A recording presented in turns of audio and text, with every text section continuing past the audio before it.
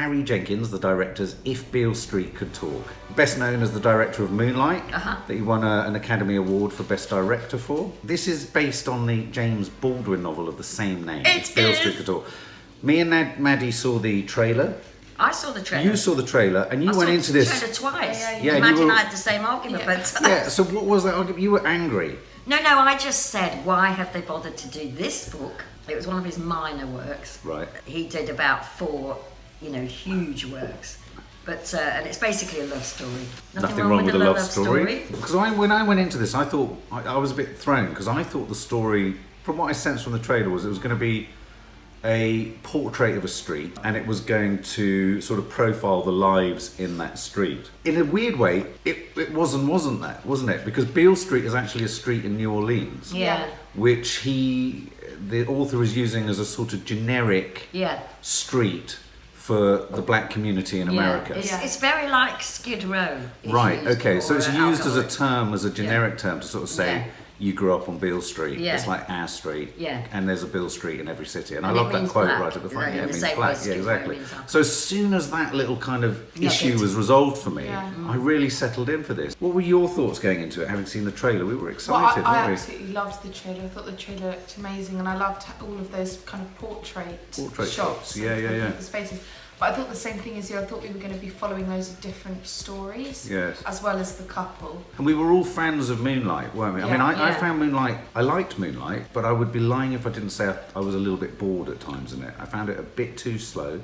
And I found that certain parts, because it was a triumvirate of stories, wasn't it? It was a triptych. And so I found the younger kids' stories far more compelling than the oldest or the last. That is the shortest one. As a director, you could see he had a hugely restrained hand and a beautiful eye and a great sensitivity. I thought quite a European sensitivity for letting scenes just roll. It stars KiKi Layne, Stephan James. It has Brian Tyree Henry, who we love from Atlanta, and it's a love affair, isn't it? Yeah, against the odds. You know that he's in prison, but you don't quite know what he's in prison for, do you? And obviously, so you know that the KiKi Layne character and the Stephan James character are in a relationship.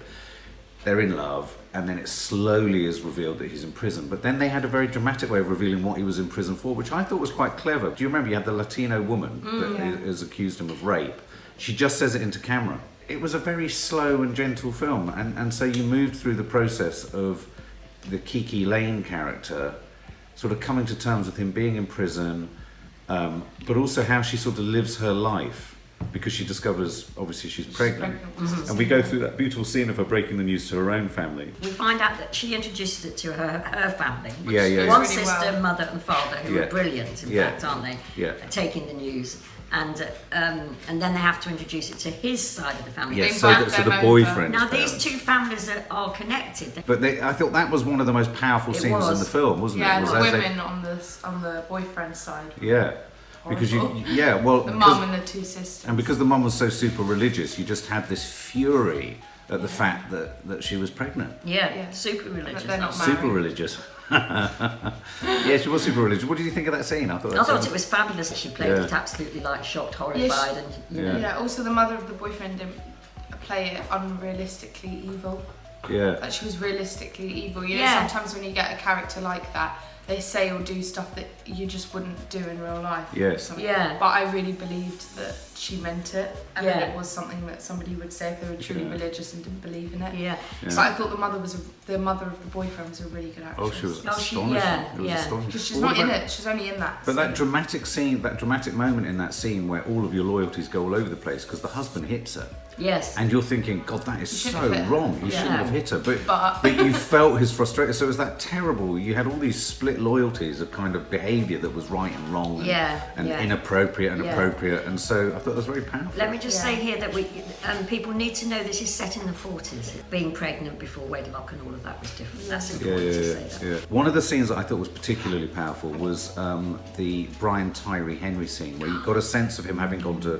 He'd been to prison, he'd been sort of framed, hadn't he? And so they threw him in the slammer. And then there was an incredibly powerful scene. And what I loved about the character played by Stephan James was that he was essentially an abstract artist. Yeah. He was a sculptor. Yeah. And I thought as a detail, that really wrong-footed me, because again, one's prejudicial thinking about these things is I just haven't stopped to think that in that time there would have been black artists alongside the likes of Picasso, you know, Pollock, Rothko, and all those American sort of. Yeah. And I thought, I just really liked that, and it really challenged me in a really important way. I thought, and Brian Tyree Henry comes in and looks at it and goes, "You're having a bit of a Picasso moment," type thing, puts it down, and then I thought was an incredibly powerful scene that almost, based on some of the nominations actors have had for Best Supporting Actor, I think Brian Tyree Henry deserves something. That scene where he's like saying he describes what it was like in prison. And also that scene in a way, that is a key, I would say that is a key moment in the film where he describes to the audience,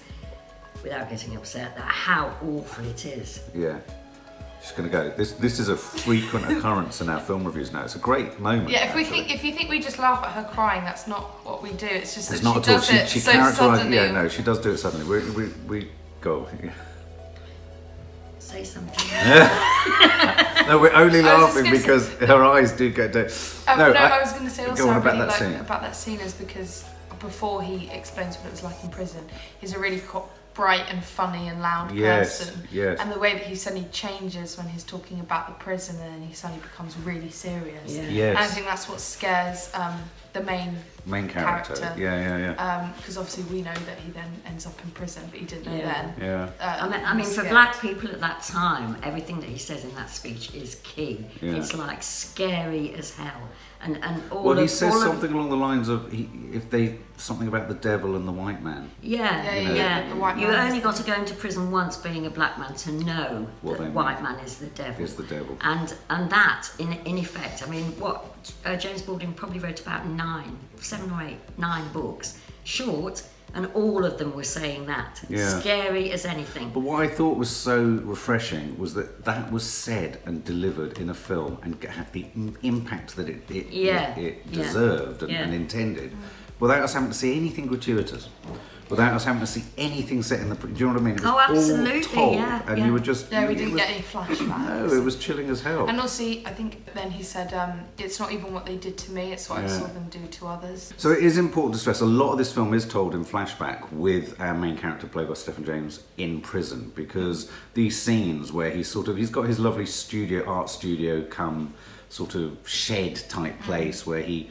You know, he makes love with KiKi, where she obviously falls pregnant, and I thought some of the love scenes in the film, I thought their love affair was beautifully handled. It was. You know, often you get a sex scene and you're just a bit grown. Yeah. But I thought it contextualised for me how important their relationship was. Yeah, they really held on their love scenes. Yeah. Like it was always really long and gentle. It helps that they're both gorgeously she's so sweet looking. She's exquisite. And he's just got the most gorgeous smile. What did you think of KiKi Layne in it? Because at first you were a bit concerned, weren't you? Well, yeah, I liked her narration over it. She sounded great, but then I had a problem with her at the beginning. I felt her voice was very squeaky. Right. She was very whenever she said anything, and I was like, oh my god, are you going to be like this the entire film? Because I was having a problem with it because she was sounding sad and like she was going to cry, but there was nothing on her face implying that she was going to start crying or anything. Yeah. So it was like she was doing two different things at once, and I was kind of like, oh come on, stop being so kind of squeaky and But then it changed, and then it kind of worked with her character. I think if I saw it again, I would understand. I think it helped when we saw her rage for the first time at the mother and the sisters. Do you remember her wonderful put downs of the sister? You suddenly saw that beneath this sort of very tranquil sort of exterior, there was this sort of hardened girl who could look after herself. It's funny because when I saw the trailer, one of the other things I remember thinking was I love those kind of portrait shots that look into camera. I love that kind of shooting, but there is a point where sometimes that can become an affectation. And what I found really refreshing, because I was keeping my beady eye out for all of those shots, was that every time there was a shot where the character was looking into camera, they were actually looking at another character. The director chose to break the eye line that you traditionally get, so that when he was directing or when KiKi was looking into camera, she was invariably talking to someone. And that made the shots less self-conscious in a weird way. Yeah. And just as beautiful. So they were portrait shots. Yeah. And yet he did use portrait shots. And the most telling portrait shot, I thought, which is also in the trailer, was of the police officer. Yeah, that was yes. hard. I mean, what do we think of him? He was hot. It was the way he kept tensing his jaw. Oh, yeah, you noticed that. Clenching it. Yeah. Oh, he gave me the creeps. He did give me the He was creeps. really good, I thought. Yeah. And I thought what was very clever about the characterisation of him and how there was that scuffle, an altercation in the corner shop, where he kind of lodged our key character's face and thought, and it was from that he was obviously framed, framed for this supposed rape. Yeah, and so then the film moves into a sort of an incredibly interesting sort of subplot where the mother of KiKi Layne goes off to Puerto Rico, and she goes off to Puerto Rico to try and convince the woman who's accused her to be son-in-law of rape to admit that she was wrong. And that scene was so frustrating because obviously they've had to rustle together the money. She gets out there, she's in a street talking to the woman, and I remember you saying you just felt like you just wanted to strangle her. Yeah, because the woman is so severely traumatised. I know. She is a victim of rape. Yeah, that she doesn't know what happened, but it's just like, because you're sitting there and you know how lovely he is, and how innocent he is, and she doesn't even know who did it. You're just like, oh, for goodness sake. Yeah. You're like picking on an innocent man. And like when the mother of KiKi was just, she went to go and touch her. And then she started screaming. I was like, I get that you've obviously gone through stuff, but it's just like, oh my God. It was just so annoying for you when you followed the story with these two people. And it's just like, I don't know who it was, but it's him. And it's just like, but it's not. Yeah, so it's important to stress that is that the reason she was raped and she's severely traumatised, which we see, but it was a case of mistaken identity. It's very frustrating for us as the viewer.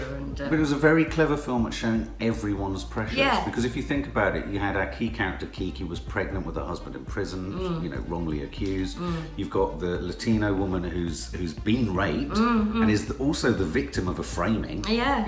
Is that justice? She's got a life sentence of rape. And then you've got the mum, who I thought she was an incredibly strong character. She was really good. Yeah. Even the mother of the boy, if you think, okay, so she's clearly in a relationship where a slight round her face is the norm. So it made me think that everyone's got their different Beale Streets. Not just the black Beale Street, you've got the Latino Beale Street. Everyone's got their sort of generic space where they're victims. Everyone's victims in this. So it was a very undramatic film in a weird way, wasn't it? Yeah, it was. So not a lot of not a lot of drama happened. Yeah. But I was never bored. No. Weirdly, because you would look at it and think, because the trailer, especially the first one, made it seem that there would be more drama in it, with him running down and shaking. I knew there wouldn't be any drama in it because of knowing the book, and that's why I thought, I suppose, that it wouldn't be filmic in that sense. So, given that you covered it with such prejudice, did it flip you on your head? Utterly. Oh, it did, yeah. Utterly, from start to finish, I was absolutely like 100% behind it. Yeah. I thought it was stunning, and I thought it was such a good delivery of the way he writes, because it was poetic. Every shot was poetic. People could look at it as undramatic. Yes.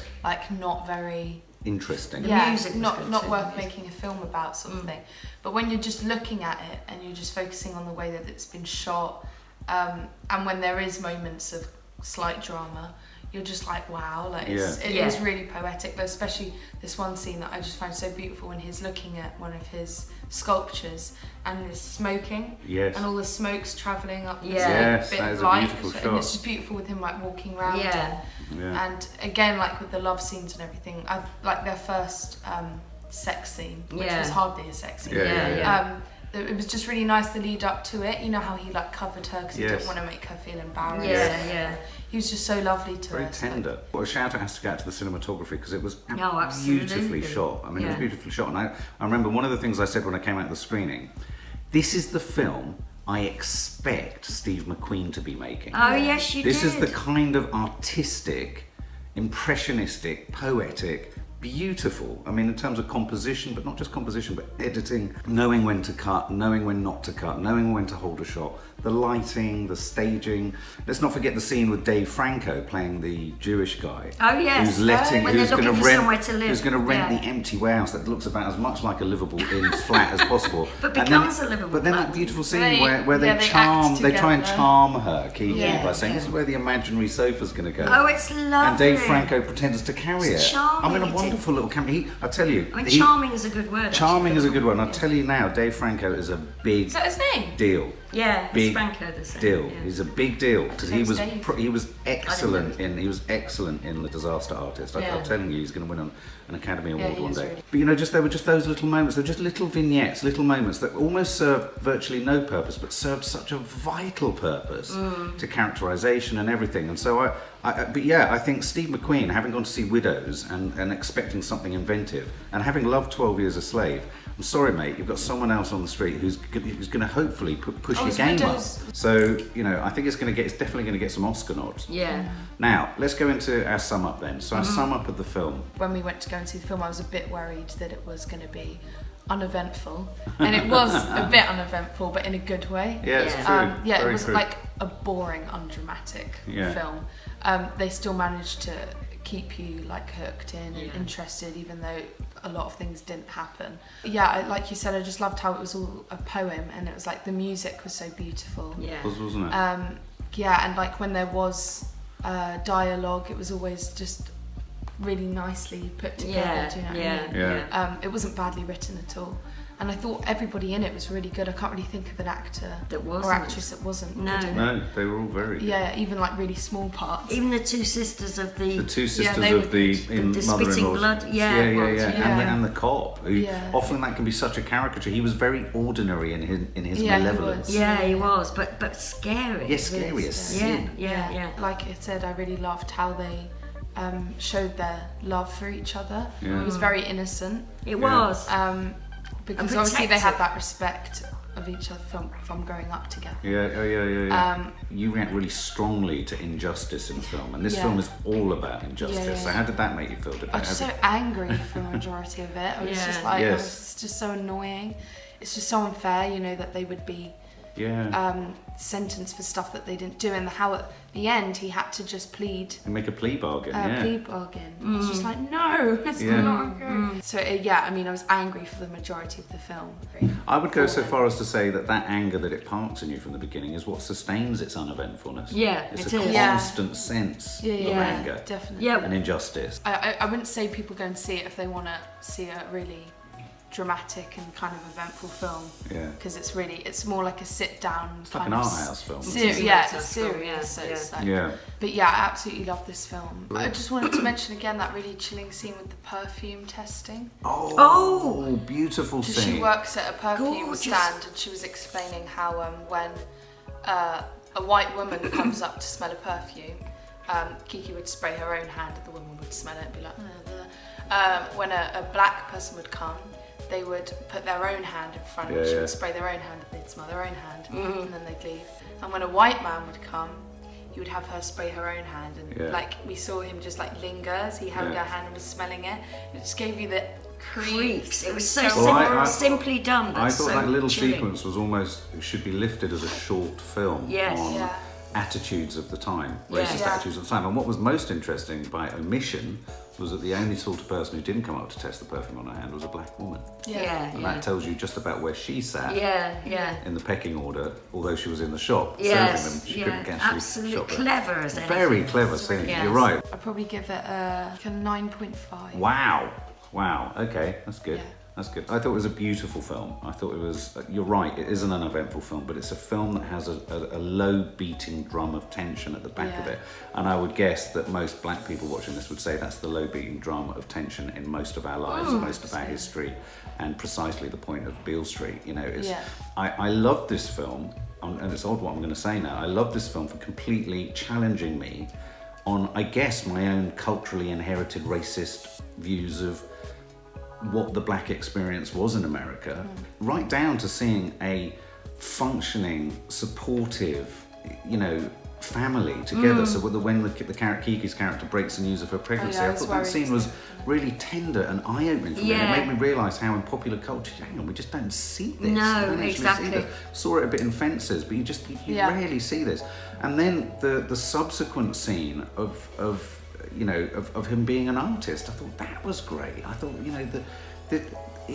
caricatures were out of the way, stereotypes were out of the way, and you realise how even in the retelling of the terrible history of racism in America, stereotypes are grasped at and lent on all the time. And I thought this, for me, was just a refreshing human story set within the context of, oppression and constant racism. And I thought it was just a really moving film. I thought it was beautifully shot. As I say, he's every bit at the moment the cinematic artist. He's taken the mantle from Steve McQueen. If this had come out in 2018, this would have been right up there in my top 2 or 3 films. It is a very art house watch, though. It's you're right. Don't go and see this if you're expecting a kind of fast moving thing. This is about cinema. This is about sitting back and letting it wash over you, and some great performances and sequences. I think I'd give it the same. I'd give it 9.5 out of 10. Yeah. In my defence, in the very beginning, when I saw the 2 trailers and thought, why are they making this film of all James Baldwin's where more action happens than the other films?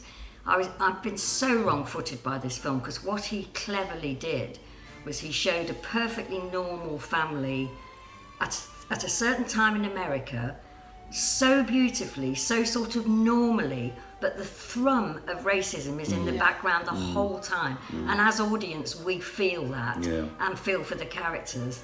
And the fact that nothing sort of, a rape and an accusation is dramatic, but they happen so quickly, and so almost it all happens off screen, it's not like you see it.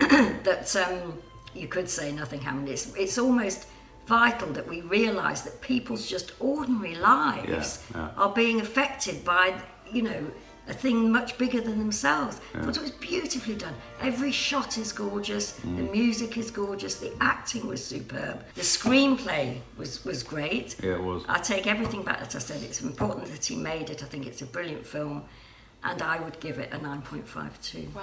Whoa, so if Beale Street could talk, it would be very happy right now.